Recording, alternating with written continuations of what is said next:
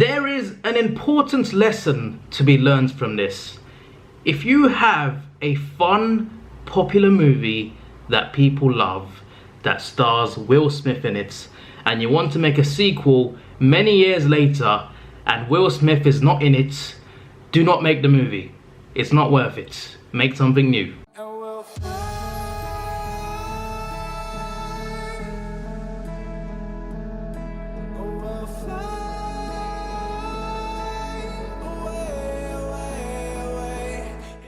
Hello, it's your boy Davidoff. So, Men in Black International. I love the Men in Black franchise. I watched them as a kid. They're part of my childhood. I did enjoy them as a kid. I liked the first two. The third one, that was terrible. A lot of people say 2 is terrible, but I like number 2, and I loved the first one, and they were great. So when I found out they were making a reboot or a remake, sort of like sequel but with different characters, I was just like, is this necessary? Like, why are we doing this? Like, what's the purpose of this? Of this? Like, can you make something else? Like, what's going on? Like, there were rumors about a crossover between Jump Street and Men in Black.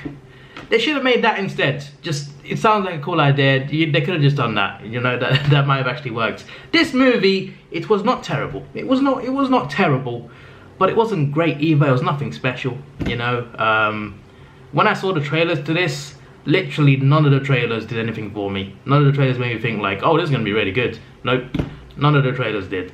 So why would I watch this? Well, that's pretty simple. First of all, I don't judge movies on trailers. I don't. Like, you can have bad trailers for great movies, great trailers for bad movies. It happens. So I can't really trust trailers like all the time. I can sometimes, but not all the time. I can't just trust trailers just because they look a certain way. I can't just imagine that the movie is the same way as the trailer is.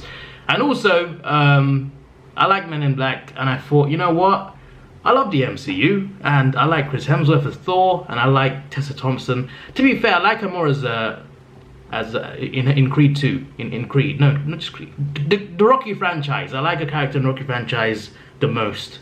But I liked her as Valkyrie as well, and those two were together in Thor Ragnarok, and it worked. It worked in that movie. It was a comedy pretty much, but the comedy, the action, that movie, it worked with these two. This one, it didn't really work, to be honest. It just didn't work. It just didn't. Like, the humor in this movie, there's a lot of humor. Not like insane amounts, but there is humor.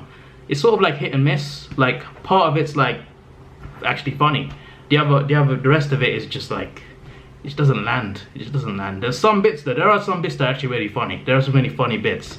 And in terms of action, there's some good action and some good chase scenes here and there. But then there's other action scenes that are like anticlimactic. Other scenes that are just not as good.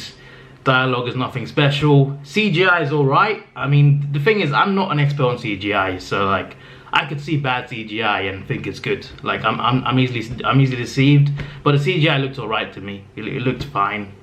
I mean, I knew it was fake, but you know, it looked real for what it was.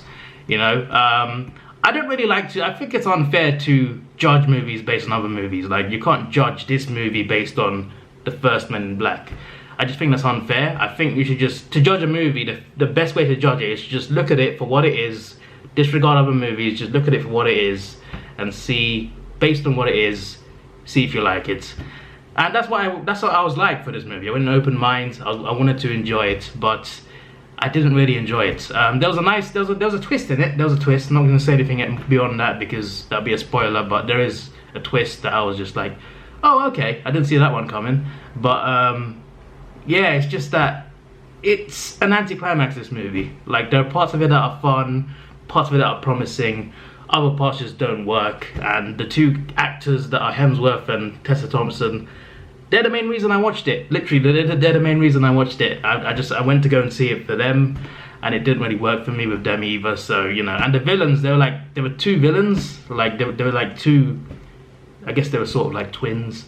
Yeah, that's the best way to explain it, I think. They were just there, you know, they were just there. The stakes weren't really, there wasn't really any high stakes with the main characters. Oh yeah, missed opportunity, by the way. The main characters are called Agent H and Agent M. H&M.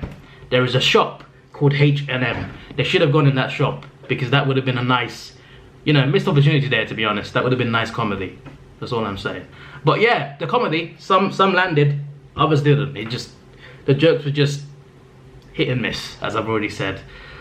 So yeah, like, I don't hate this movie, but it did nothing for me. Like, I'm probably gonna forget a lot about this movie by next week, to be honest. I do remember quite a lot of things that are not that memorable, but for this one, nope, you know, it wasn't great. There was some cool parts. There was a little character. There was a little, like, he's about this height. He's there for quite a lot of the movie. When you see the movie, you know who it is. He's quite cool. He's quite funny. But really, this movie just didn't do it for me. It just didn't work. For me, it just didn't work. But yeah, if you've seen it, let me know what you think. But I feel like I wasn't that hyped for this anyway. And I feel like I was with the same as well, because I went to the cinema and it just came out. It's the first weekend on Saturday, and there were like, what, 10, 15 people in the cinema, and there's like 100 seats or something. That's not good. I mean, it's not. It's more than 100, I think. I think there's a lot of seats on the IMAX screen. It's an IMAX screen. There were like 15 people in there.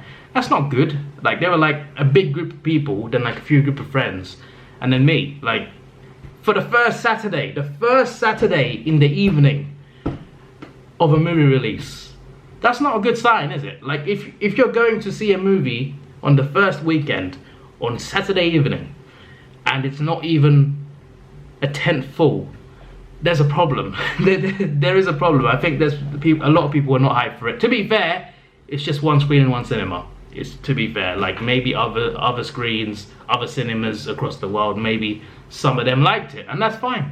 Like, if you like this movie, then that's fine. You know, perspectives are perspectives, different opinions, and I think that's great. I think that's the beauty of it. There's a lot of, like, we all have our different perspectives on movies. Like, I could say this is amazing, and you could say, oh, what do you mean? That's terrible. You know, it's good to get different perspectives on things, and this movie just didn't. It wasn't that good, but it wasn't that bad.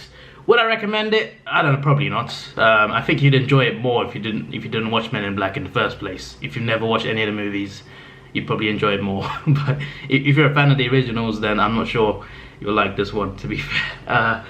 I don't know. I need to check the like what other people think. I need to check our reviews. I think I watched a few, actually. I did watch a few. They were like sort of like mixed.